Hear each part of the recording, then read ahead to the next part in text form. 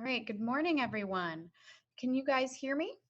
If you can use the chat box up at the top and just give us a good yes or no, that would be wonderful.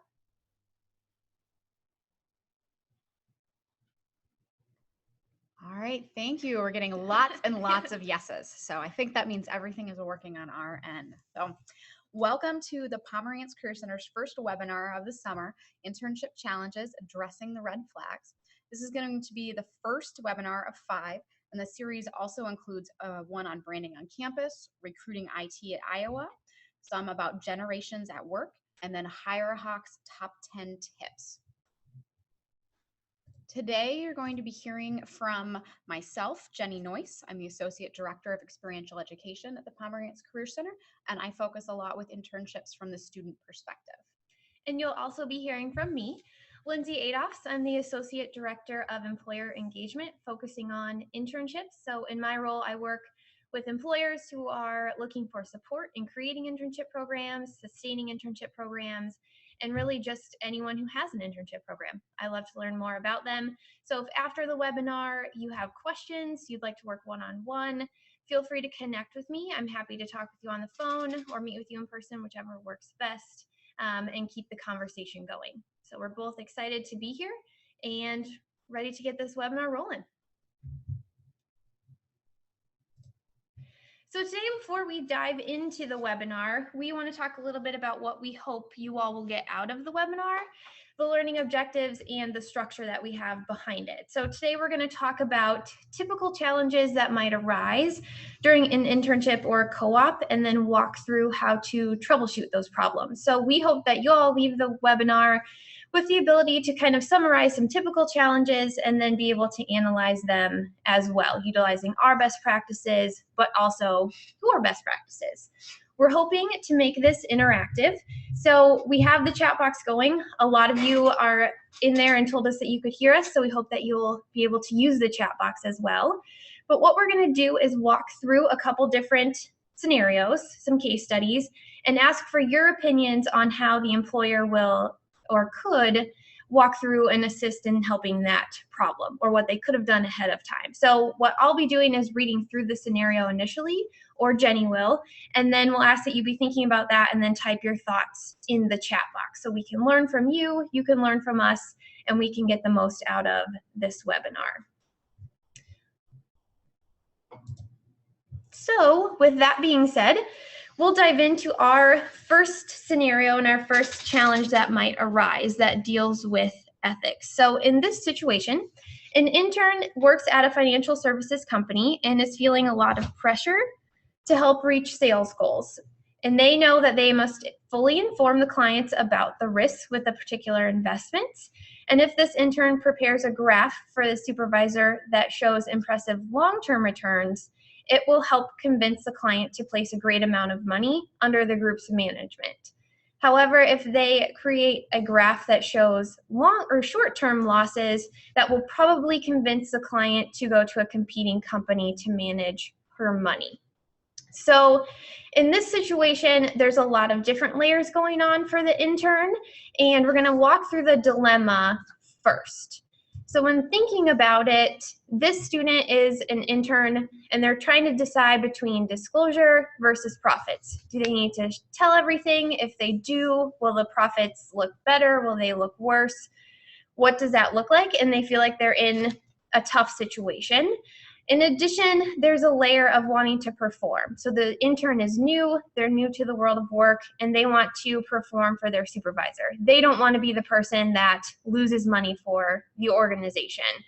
But they're also learning to speak for themselves. So speaking up, talking to that supervisor might be difficult, and they're not sure what they need to do or how to navigate that piece of it. And the last layer is kind of looking at, they feel like they have to choose between those two graphs or those two scenarios, the long term with the profits versus short term and possible losses. And they're not really utilizing the and or thinking. It's just really this or that, not both and. So when you are thinking about this dilemma, if you all want to type in the chat box, what do you feel that the employer could do to possibly prevent the situation or assist with the situation? I'll let you guys type there.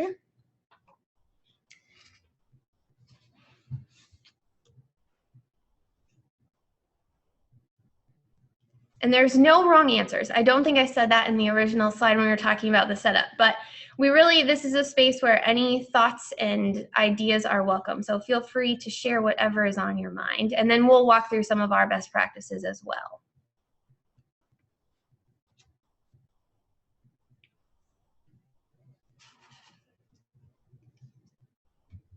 But looks like no one is wanting to step up with some of their own ideas.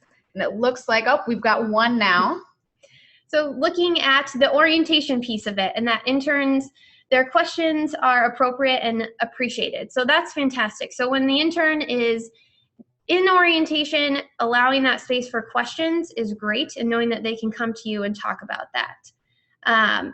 Another idea is that the supervisor could have discussed options of how both will work together, which is fantastic. So giving them different ideas and that space to think it's not just one or the other. How can these two things work together? So you can keep sending in ideas, and we'll walk through kind of our perspective. So training was addressed initially in one of the ideas from the participants, which is fantastic. So if you are in this type of situation or a similar situation, in your training, address ethical and legal concerns that are tailored to your industry or position. Do things like this come up? Or in your industry, what type of situations could come up? Walk through those with the intern.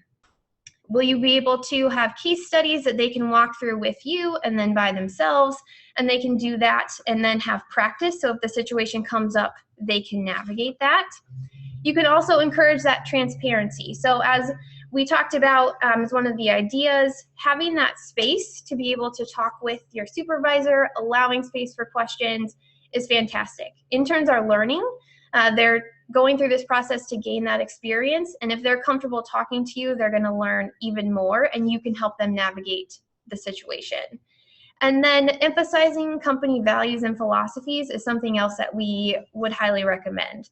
Do you have philosophies around how you would go about making this decision? How does your organization go about working with clients? How do you address transparency? What does that look like? And emphasize that with the intern during that training process. You could also have a handout that's easily accessible for the intern that has your values on it, the philosophies, so they can easily refer to that if they feel like they're in this scenario. And then also looking at those gray areas. We all know in any area of work that we do, there's gray areas. Not everything is black and white. So be directive with the student or with your intern. Allow them to make their own decisions if you're comfortable with that, but talk to them about these things that might come up and make them comfortable with that situation. Great. And we do have a comment about whether or not you're going to get a copy of the PowerPoint, and we will send you the webinar as well as some additional materials at the end based off of the email that you registered with. So moving along from the intern perspective, they're really figuring out, do I please an authority figure or do I follow some of these ethical and legal standards? They might be nervous because of power differentials or about fitting in. And so really, ideally, what we would love to happen is to have them discuss the situation with their supervisor, not necessarily go to Twitter and try to get help from their friends. Now with this, that conversation might be challenging for them. They might think that it shows a sign of weakness. They may, hopefully not, but they might just continue to feel some of that pressure, but hopefully the supervisor can help them navigate it. And this is where, as Lindsay mentioned, from the supervisor perspective, you do want to have that discussion, but having established rapport with your intern through one-on-ones is helpful to have that set up already. This really helps the intern see their supervisor as a collaborator and a person to go to with questions and not just an evaluator. Now, if that intern is really feeling too nervous, if they're not really moving forward in this situation in the way that they might want to, they can also reach out to the Pomerantz Career Center for support. We would help them assist in analyzing the situation, understanding their options, and then coaching on a discussion with the supervisor if they're feeling really nervous. If needed, we could also reach out to the employer directly if it's a very extreme situation. However, in the 3 years that I have been here, I have not had an extreme situation like that where we had to then go and intervene for the intern. So typically, they're pretty good at trying to step up and talk for themselves in order to discuss the situation. Now, if we look at the next scenario, sometimes you might have cases where you just don't have enough work for the intern. So in this scenario, the supervisor has planned for the intern. They've been, though, with the organization for 2 weeks, and the intern has now completed the workload already. So they had everything lined up for the whole summer, but the intern is now done with it. So, now, this might happen if you've underestimated the challenge or depths of the projects. It could be that you underestimated the intern, or it could be that the intern truly is a rock star, they're a high achiever, and they're just much more capable than the average intern. So at this point, what ideas as supervisors do you guys have in order to consider to address the situation? And you can type those into the chat box, and we'll do a quick summary of your ideas before going on to our tips.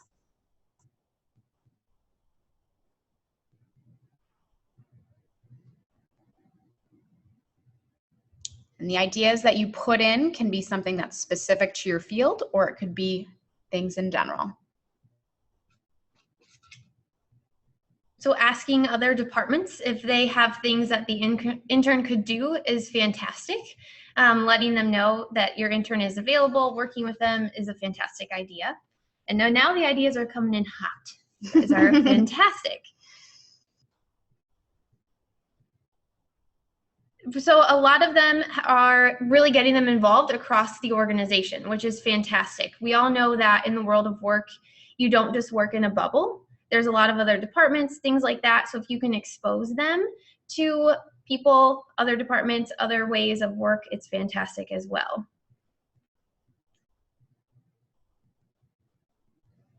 So we'll go through ours. And some of you have talked about this and we're typing them in.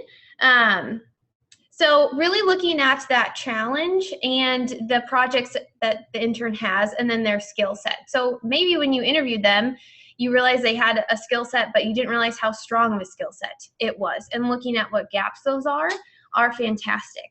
And so if they can find things that are a little bit more challenging, what skill sets do they have? You could apply them to different projects. So we've had some people type in about looking at kind of other projects, things that they could do. If you have a list of dream projects that wouldn't get done if the intern wasn't there, utilize those. I know that I can speak for myself, and I would assume Jenny would agree. We have a great list of projects that we always think in the summer we're going to get these things done, and then work happens and life happens and they don't. So what are those ideas? What can you do and have that at the ready can help you to create and craft more projects. We touched on talking with other departments within the organization. A lot of you have mentioned that, which is fantastic. Utilizing a collaborative experience is great for the intern and great for you all in an organization. Learning from others, getting exposure. One of the things that we like to tell employers to think about and supervisors is what challenge does your organization currently have? What are some problems you're seeing? What are maybe some needs that your organization might have? And present those to the intern. Give them that project to research, have them benchmark with other companies, other organizations in your field, and have them create a presentation and a solution to that problem and present it. Present it to your key stakeholders, to other people on your team.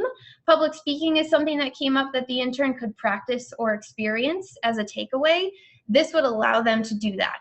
They can present on their findings, and hey, if it's a good idea, have them roll with it. Let them take it away and actually start implementing that solution, and it's a win-win for you and the intern. And really just encouraging those opportunities for projects to gain skill sets is fantastic. So we do not expect you to be able to read this entire slide in the time that it's up there. We wanted it in the presentation so that you could see it when you have it on your own. But this is a list of projects that our interns who have done internships through our Office for Credit have actually completed.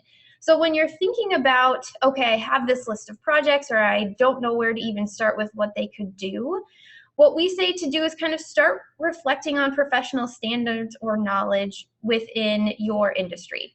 what do you need to know as a professional that the intern can benefit from, that they'll need to know in the field? Utilize that as a foundation to start developing projects that they could complete with other people within your company.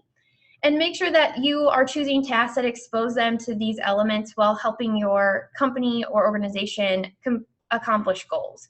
A lot of times there might be projects that maybe it's not going to help your company at all, and we don't want you to waste your time on that or the intern. So looking at what your organization's goals are and how those connect to the industry and how they would connect to the intern is a great thing to always keep in mind. And the learning objectives and program objectives are a fantastic place to always revisit. So if your intern or the interns you're working with are doing their internship for credit, they will have some type of learning objectives or outcomes that they need for their course. They're what they started on, and they're the foundation of what they want to learn and get out of that experience. So use those as a guide. Go back to those, revisit those, and how do those connect to the dream projects that you're wanting to get done, or issues or problems that you want solved within your organization. And you can do that, and they're a great guide. If you're working with interns and you're not sure if they're going to be doing them for credit, create those learning objectives ahead of time with them anyway, so you have them. And it's a great resource for you as you work through the semester or however long you have the intern with you. So just for fun, we know that we have a lot of different ideas and dream projects, but if anyone would like to share their dream projects, we would love to hear them. And you can type those in the chat box.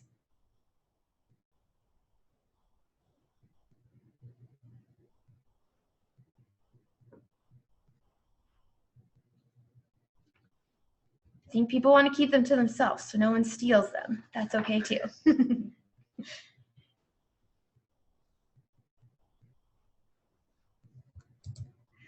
So from the intern perspective, you can see that we would want them to be taking initiative. And if you look at some of the different ideas on this slide, they're pretty much the same as what we told you, but from that intern perspective. And really, part of what we want you to take away is that we do want it to be a two-way street. So if interns would come to us with this challenge, we would coach them on that taking initiative piece and making sure to work with you in order to make sure the experience is meaningful to both of you. Now, part of that is about that open and honest communication, both with you and with their teammates, being able to be collaborative, like Lindsay mentioned. And one of the great things about asking questions of your intern, such as what skills do you want to learn, what areas are you interested in, what challenges have they noticed, all of these put more ownership on the intern and makes them come up with ideas as well. And in that scenario, if we look, it was only about 2 weeks in. So most likely they're still adjusting a little bit to the culture and adjusting to their teammates and to the relationships that they have as far as the professionalism go. And so that really helps them with that coaching piece, can help them feel more comfortable and help them make them feel part of an essential piece of that team. Now, if we look, just having that conversation sometimes too from the intern perspective is going to be an emotional initiative piece. So it might not be that they're ready to take the physical initiative piece, but by being collaborative with them, you're reinforcing the fact that, hey, it's good for you to talk to us, it's good for us to collaborate, and that your ideas are valued. Now, if we look at that next scenario, it's going to be more about performance of the intern. And the really big thing is that they're not completing their projects in the way that you want them to. So you're beginning to notice their projects and tasks, they're not being completed on time as you had planned. You notice that the intern is occasionally arriving late. However, you do notice as well that they're working really well with the team, and then they're a great fit with your company culture. In thinking of that scenario, what would you do as a supervisor, or what would you want to know from the intern in order to assess the situation? And you can type those into the chat box.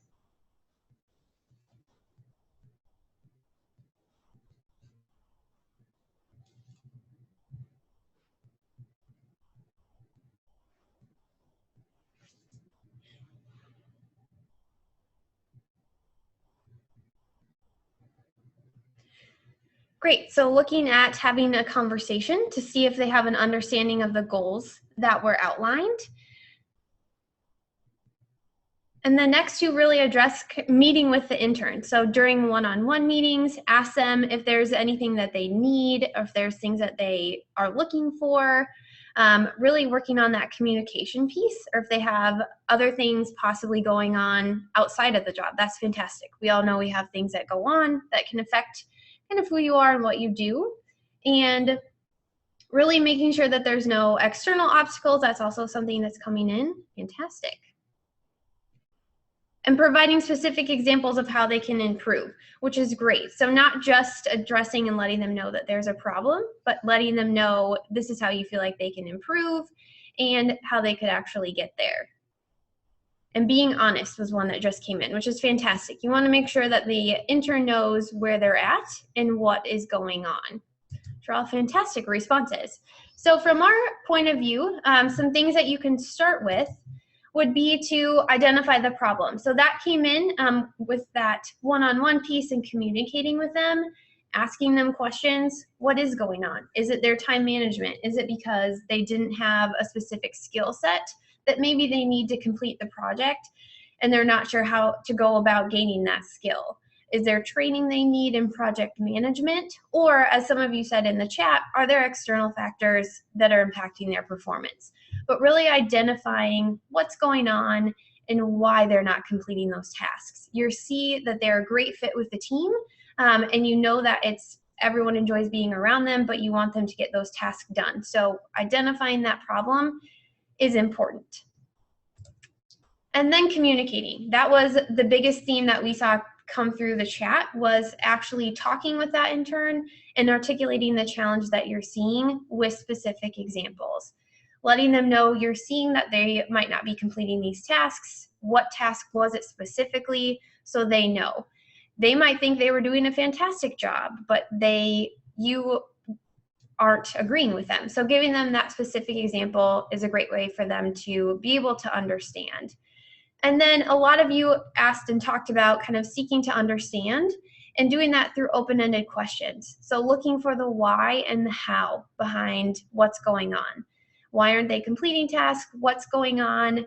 As many of you stated, what challenges are there? What skill sets might they be missing? Kind of seeking to understand, so then you can reiterate those expectations. So in those one-on-one meetings, in performance evaluations, what were the expectations you had? Revisit those, use those as a foundation so that they see that they're supposed to be completing these tasks in a timely manner and what that means to you. And then proposing solutions and coaching them on how to accomplish those and building those skill sets. So really working with them and proposing those solutions to help them see that maybe there's a different way they could do it. Maybe there's another skill they could learn and then get back and revisit that project and work from there. But if you get to the point where you've talked to them, you've done these things, you've worked on them, and there's not any progress made, you're always welcome to contact us to help with coaching, as well as if you're worried about the student. So outside factors came up multiple times, and if that is something and you're not comfortable or you're not sure what steps you need to take to get the student connected, contact our office and we can walk you through. We can make sure that we get that student connected to where they need to be and they can have that taken care of and their well-being taken care of. Great. So from the intern perspective, you'll see that we've started out actually with fit, which might be a little bit different from what you might have considered before. But one thing we want the the student to start thinking about is that it could be on them. And so sometimes it's about that taking responsibility piece, but even if they have been taking responsibility, it could be where it's a fit piece, where it might be their abilities aren't a great fit, it might be the supervisor and they're not having a good communication line, or it might be the work culture. Sometimes it might be very normal for the people in the office to work really late or work on weekends, and that the student is trying to do that, but they might be starting to get exhausted. And so then they are starting to come in late in the morning, things like that. Now, ideally, we would want the student to take initiative, and if you do give them feedback, for them to make all those different adjustments to learn and grow and really perform for you in the way that they need to perform as a professional. So with that, we would similarly coach the student on identifying the problem, talking about time management, talking about if they think there's anything that they're lacking as far as specific skills or management techniques. And then we really would want to make sure that the students have resources for that. So one thing that they do have access to for free as a University of Iowa student is lynda.com. And that can be a great place for them to go and a great place for you to refer them to, especially if you don't have any extra resources for professional development or some of the pieces that you might want to use to intervene. Lynda.com has different free webinars and classes online that cover those general skills like time management and communication. They also go into business topics like online marketing foundations, but then they also cover very technical competencies as well, like computer programming, using Excel at an advanced level, or using software such as AutoCAD. So it's a way that you can use that to intervene as well if you feel like there's a skill lacking. Lastly, from the intern perspective, we would also be honing in again on that open communication. And really, from our perspective, we want the intern to maintain a positive attitude, maintain that open communication, and really also work very hard at changing those habits and behavior when possible. So making sure that you have that open line of communication and understanding, even if it's a mid-year review, even if it's one-on-ones, that you want to keep the conversation going about their improvement can be very helpful. So the next piece is labor guidelines. And if we look at some of those scenarios from today, it can be useful to think about these guidelines in order to prevent some of the scenarios from happening. Now, if we look at them, there's going to be plenty of room for interpretation and also for legal liability questions. We think that for some of those very detailed situations and scenarios, you should talk to your own human resources department or legal department, especially if you're a for-profit organization that's trying to do unpaid internships. From our perspective as the Career Center, we do watch out for safety and we watch out for learning, but it's still going to be on the intern and on the employer to vet the experiences that they're participating in or that they're offering. With these, though, with the labor guidelines, the two key pieces that we say in order to meet them are going to be the transparent communication and then intentional training. And those will typically do the trick in making sure that you meet labor guidelines and being able to really address challenges, whether it's intern decision-making, workload, supervision, or workplace culture. When we think about having clearly laid out plans, if you do have very clear job duties for the intern and if you have very clear supervision expectations, that can really make sure that any labor violations are minimized. And Lindsay will talk a little bit about that planning piece in the next few slides. So as we go through the labor guidelines, please note that these are the literal standards, but there are plenty of areas of shades for gray that are based upon most recent lawsuits. If we look at that first one, it's really honing in on the idea of training. And so interns can operate the actual facility. They can do real work, but they just have to understand that, you have to understand that they're still supposed to be learning. So questions that you might ask yourself could be, are you using the interns for more labor and tasky things, or are you having them do actual professional projects? You really want to be considering if they're applying their skills and knowledge from the classroom and trying to add some of those in. Now, gray areas in this, if we look at some recent lawsuits, Fox Spotlight last year, they had unpaid film interns, and those interns decided to sue. If you look at the interns' duties, they were getting coffee and other low-level tasks, but from that benefit perspective, they were gaining a network. One judge ruled in favor of the interns, saying they should have been paid. The other judge ruled in favor of Fox Spotlight. So there are those gray levels, but to protect yourself, you just want to be asking, are we having them do real work that's of a professional nature? The next piece, and if they are doing that real work of a professional nature, is that idea that it's going to benefit the intern. And really what you're hoping that they gain is that they're getting exposure to professionalism and exposure to networks, as well as that exposure to skill sets. It might be that they're practicing skill sets they've learned before, it might be that they're building new skill sets, or it might be that they're seeing and experiencing how that knowledge that they learned in the classroom actually works in the real world. From our perspective, red flags might be if an employer is requiring a student to pay for materials out of their own pocket in order to complete the internship. You would need to make sure that you have covered those. And then other red flags might be too many small clerical tasks. So just the filing, just making coffee, just note-taking. Now with that, and where that can happen sometimes is if you're worried about the intern displacing a regular employee, and so you give them so many low-level tasks, but really what you want to do is you want to say, how can we help them work under the close supervision of existing staff? And really that question to ask yourself is, how are they fitting into the existing structure of the organization? Not that you're making new structures and new duties, but that they're helping with everything that's going on. So a red flag might be a summer camp counselor position that then is turned into the next summer an unpaid summer intern.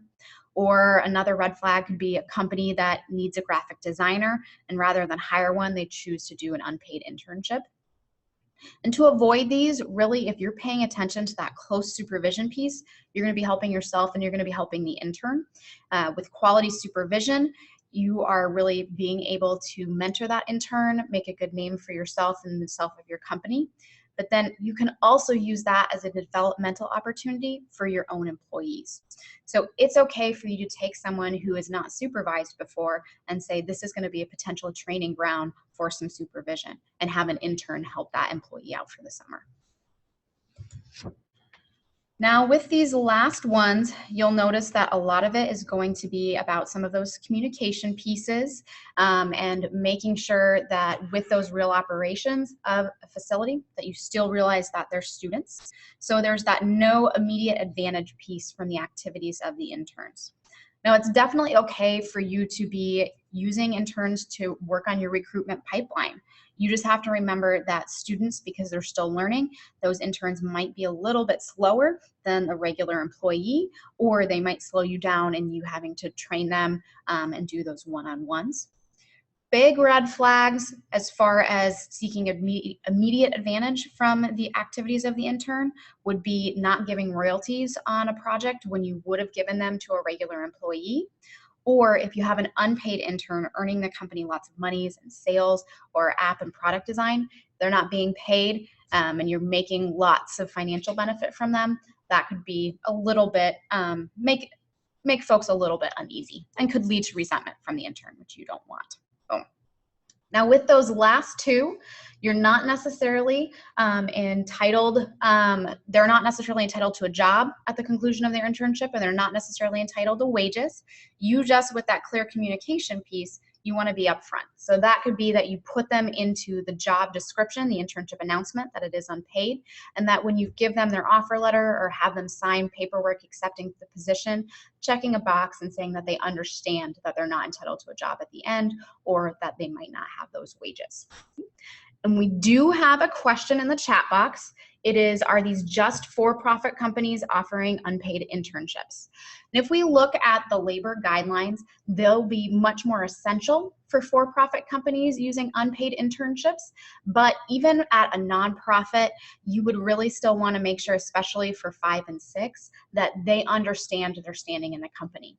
So you wouldn't want to mislead them, making them think that they do have a a position, even if it was a volunteer intern, and then you would want to make sure very explicitly that they understand their status of not having those wages. Now with that though, even if it is a paid versus an unpaid internship, you're still going to be getting benefits from paying attention to some of these labor guidelines, and that is going to be that you're using it for recruiting. You can also be using your own campus brand or building up your own campus brand for other students as well as off campus. So you can be saying, hey, we have developed some recruitment for other interns for future summers or semesters. It might be that you're using them to say, oh, we're building up that pipeline for full-time hires. But at nonprofits and government agencies, it could also be that you're getting recruiting for future volunteers or for donors. And then at for-profits, it might be that you've created a lifelong customer because they've had a great experience with your company. So there's some of those side benefits that can happen from saying that you have a great experience for a student intern. So the next piece is going to be our requirements for our courses. And at the Career Center, we're invested in students having high quality educational experiences, but it is still on the student to perform and still on the student to vet their own experiences that they're willing to do. We're not there to babysit the student. They still need to act like a professional, but it is where they're still learning, and we keep that in mind. So if we look at the first pieces of the requirements, these ones are going to be on the students and something our office would look at in order for them to register for an internship course. And that's going to be that it's professional experience that relates to the student's major or area of career interest. And it's also going to be that the student has to be at least a sophomore or above, or if they're a transfer student, have completed at least 12 semester hours of UI coursework. Part of that is we do want the student to see some real benefit as far as their career interests and major field go, connecting it to the classroom. But then by choosing that sophomore level or above, there's that extra layer of experience, extra layer of maturity piece. They've already adjusted a little bit to college. They have more independence as well. If we look at those next two, those ones are really going to be on you as the employer, where you want to say, is this work professional in nature? And then do we have a quality supervisor for the student? And that's not going to be a fellow student, not going to be a grad student as well, someone who's been in the field and has that area of expertise. And what that supervision can look like, it doesn't necessarily have to be that hand-holding piece, but you want to be saying to yourself, is there time carved out once a week for us to meet with the intern to do those one-on-ones? The next piece is that time piece, and that is a conversation between both you and the student as far as what your needs are and as well as the intern's availability. From our standard though, because we do want students, an internship is not going to be just a week. It's also about the length of time. That way they can gain more in-depth exposure and they can really adjust to the professionalism in the work world. We do want it to be at least 10 weeks during the school year and then 8 weeks during the summer. And then for them, especially for the class, it needs to occupy at least a term and align with that term. Now, if we look at those are the minimum requirements for a student to register and experience for an internship course. And then we'll also look at the employer postings and HireHawk to make sure that we feel like they meet some of those requirements. If a student is trying to register their internship in an academic department other than our own, those standards might be different. And so you do want to be saying to yourself, what's the high quality experience? And sometimes students might come talk to you about any flexibility and if you're willing to do more as far as time or as far as duties in order for them to be able to register for a course. So we've talked about a lot in the past 40 minutes, and you all have included your thoughts in that as well. And our hope is that it's not overwhelming, but that it's helpful. And what we want to do now is bring it all together and kind of talk about how you can prepare ahead of time to hopefully avoid challenges such as what we walk through or any other challenges that you might have, that you can help avoid those and have the most smooth experience for both you and your intern. So when you're first thinking about having that intern be on your organization's property, coming and doing their internship with you, some things you can think about ahead of time are staff orientation. So letting your staff know, the department, key people in the organization, that the intern is coming, when they're coming, what their job responsibilities will be, and who they are, what their name is. It's going to help the intern feel more welcome. So when they're walking around, people know who they are and why they're supposed to be there.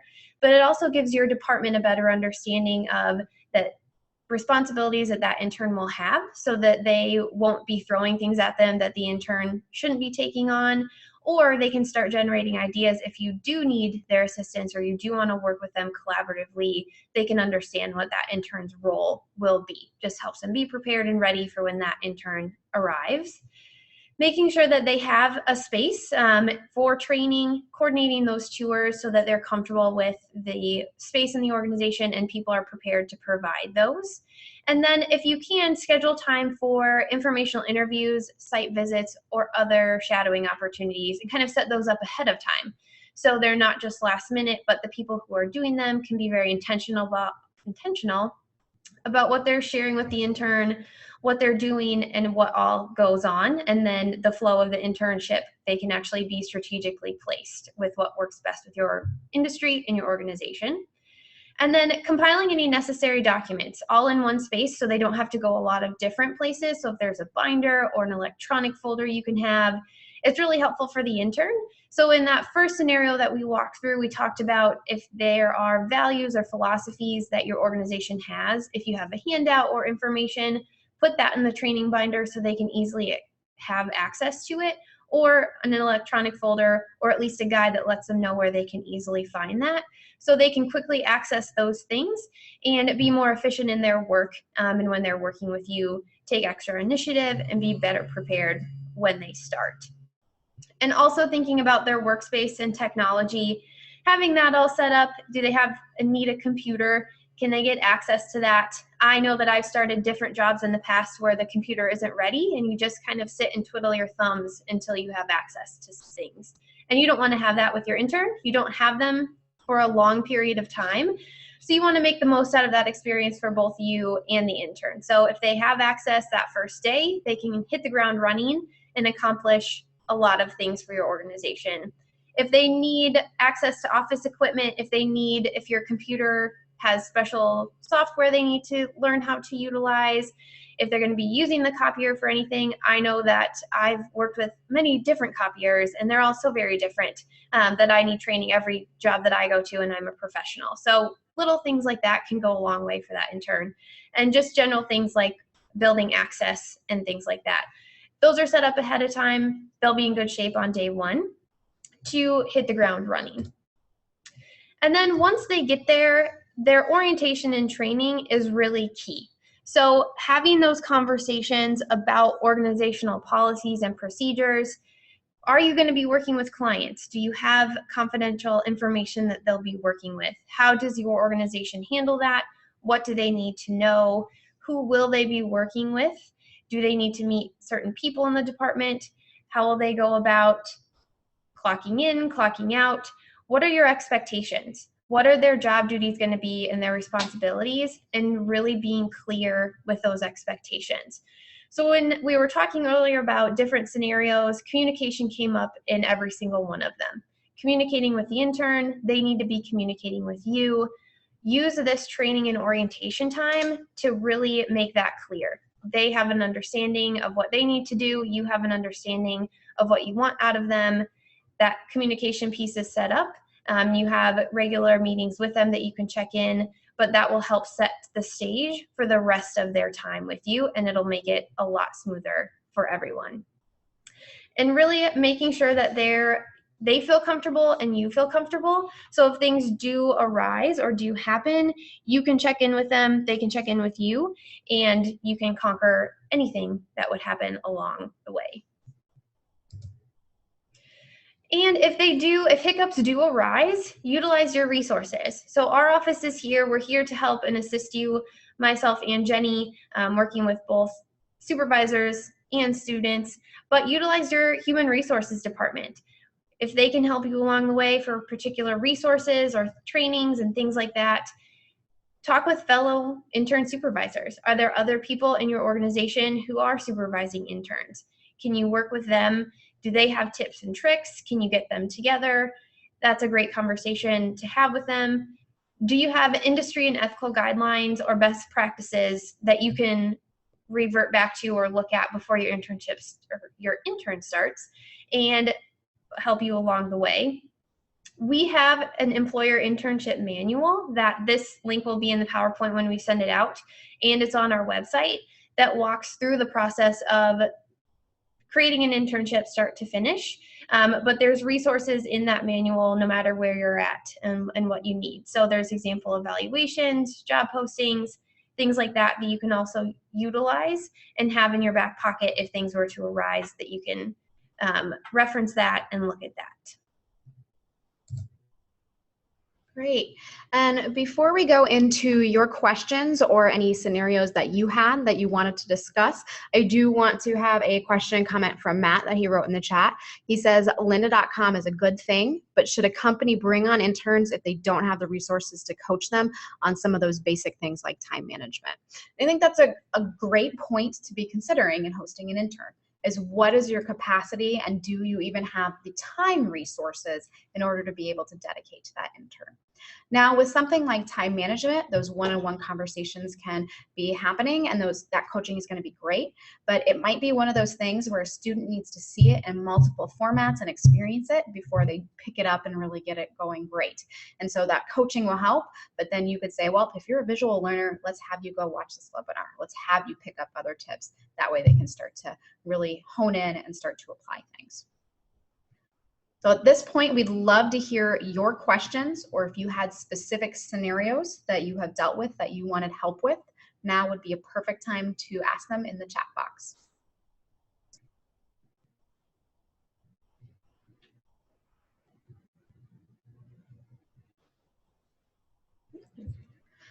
So we have one where they're in Lincoln, Nebraska, and they do have students who accept positions there who sound like are not from Lincoln, Nebraska, but they expect summer accommodations. So they ask us what we've seen in the past. And there are a few things that we recommend for students when looking for accommodations for internships during their time away. Sometimes there are programs that a city is running where they're working with lots of different employers in order to have some sort of intern housing where the student can get it in order to have a cheaper price together. Other times it's just going to be on the student to find their accommodation. And so from your perspective as a supervisor or as a recruiter, it could be that you just start to keep a file of different potential renting opportunities. And you can ask some of your previous interns to give you tips on, well, how did they find their place to live? How did that work out for them? Did they need to sublease? So and so. In addition, sometimes you will have students where if there is a college nearby, they might offer summer housing at a cheaper rate. And so you can tell students to go look for local colleges as well that might have residence halls that they could stay in.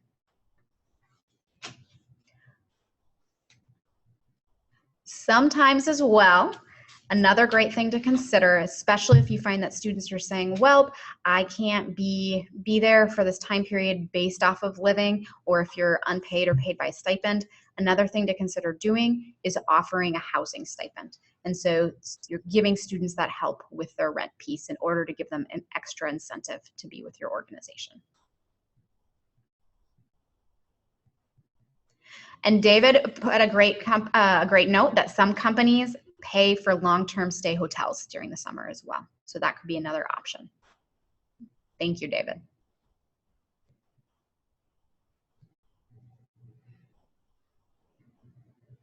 Okay. And so those we've got from, I can't tell their name, I apologize, from their handle, but he says, we talked about paid versus non-paid internships. What about internships for college credit? Does Iowa have a program? And yes, we do offer college credit for internships, but we don't have a program where we match the student. So it is still on the student to be applying for the internships themselves. It's still on the employer to do that recruiting piece. We do offer HireHawk and other services to help with that recruiting, but it's still on the employer to vet their own candidate and pick their own candidate. With that, it's not that the employer is going to say, oh, we want this to have college credit and the student, and you're going to go register in some way. It is going to be that it's still on the student to go register for that college credit. So that would be up to them in order to do that, up to them to say, this is the opportunity, I'd like to be approved and registered. And so with that, is there any extra work for the employer? Typically, for a zero credit internship, the only extra work is going to be that we will end up sending an evaluation that the supervisor would do. That student will get the same evaluation and do some reflective work, and then we highly recommend that you and the intern discuss that feedback together. That way they can grow. As far as for a course that is for credit, for our course, there might also be a letter that the supervisor has to sign stating that they understand that the student is in an academic internship course for credit, and that as the supervisor, they might also have to do some evaluation pieces or may be in contact with the instructor. Typically, though, it should not be a lot of extra work for the employer.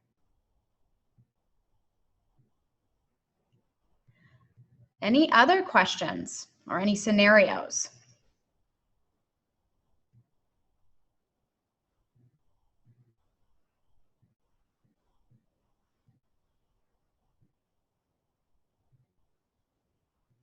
You want to take one of those, Lindsay, or would you like me You to can take take the first one and I can. Okay. So the question is that they have a need for temporary student assistance for a few weeks around some of their yearly festivals, but they don't think they'd be able to do a full semester of work or give the student that full semester of work. From our perspective, it would be a volunteer position. However, if you can beef up the work and make it a little bit longer, you could try to get it to be an internship. The minimum number of weeks for the academic internship course for 1 credit would be 6 weeks. So if you can beef that up, that could be an internship. From us and from sort of legal liability, it's gray. It's not going to be a thing where it's saying here's the straight line in the sand that this is an internship and this is not. But you just want to make sure you're being explicit with the student about what that position is. Sometimes if we see that there's too many pieces missing, that we really don't feel like it's professional enough, we might go back to you and we might say on HireHawk, you know what, instead of calling this an internship, why don't you call it just a volunteer position? Or if it's paid, a student employment. Other times we might say this is a volunteer position, but you know what, you've got some great duties going on. You might get more recruits if you do call it an internship instead. And that kind of flows into the next question. From a student's perspective, what are desirable internships? And I think the main thing is that they're gaining that hands-on experience related to their field that they can then take with them, but it's also the culture is really important. I believe, and Jenny, you can chime in if you disagree, but that culture of, they get to be exposed to different people. Is there something that makes your organization unique that will draw the student's eye? So yes, all students would love to make lots of money and get paid, but really they want to learn about the organization or the field they want to go into, and are they going to be able to learn and have fun while doing it at the same time? So if you do have those pieces in your organization, it's great to have that in your internship description or posting that you're doing. I think another thing, that culture is such an intangible, Mm-hmm. but a tangible is to then say, well, of the projects that we worked on over the summer that intern did, is there a way that we can help them showcase it? And so it might be that best practice of having them at the end of the internship give a presentation to folks in the company, or it could be that in looking over their work, you're helping them pick some of the best pieces that they might want to use in future job applications as samples of work or in a portfolio or being able to post it on LinkedIn.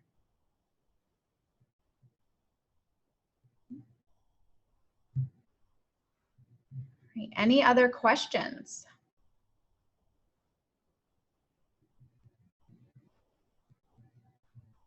Okay. It looks like there are no more questions coming into the chat box. So we will end our webinar. Just as a reminder, there are 4 others over the summer, and we do look forward to seeing, or I guess not physically seeing you guys there, but having you there via webinar, and those will be led by different members of our staff in their area of expertise. So we will send this out within the next week, hopefully, and so you guys will have a recorded version of the webinar and the PowerPoint, and we'll also make sure that you get the employer internship manual for your own reference. Thank you very much for attending.